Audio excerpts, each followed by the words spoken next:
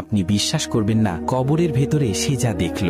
একদিন এক কবর খননকারী কবরস্থানে নতুন একটি কবর তৈরি করছিল। খুঁড়তে খুঁড়তে হঠাৎ পাশের একটি পুরনো কবরে আঘাত লাগে, দেয়াল ভেঙে ধসে পড়ল।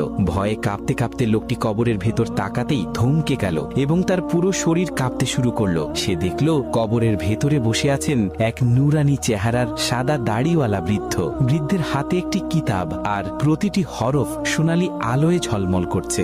তিনি প্রশান্ত কণ্ঠে তিলাওয়াত করে যাচ্ছেন। হঠাৎ বৃদ্ধের দৃষ্টি পড়ল সেই কবর খননকারীর দিকে। তিনি হাত উঠিয়ে শান্ত গলায় বললেন, আল্লাহ তোমার উপর রহম করুন, কিয়ামত কি এসে গেছে? কবর খননকারী কাপা গলায় উত্তর দিল, না হুজুর, কিয়ামত আসেনি। আমি নতুন কবর খুঁড়ছিলাম, ভুল করে পাশের দেয়াল ভেঙে ফেলেছি। বৃদ্ধ মৃদু স্বরে বলবেন, তাহলে বেটা, আমার কবরের দেয়াল আবার ঠিক করে দাও, যাতে আমি আবার তিলাওয়াতে মগ্ন থাকতে পারি। কবর খননকারী সঙ্গে সঙ্গে সম্মানের সাথে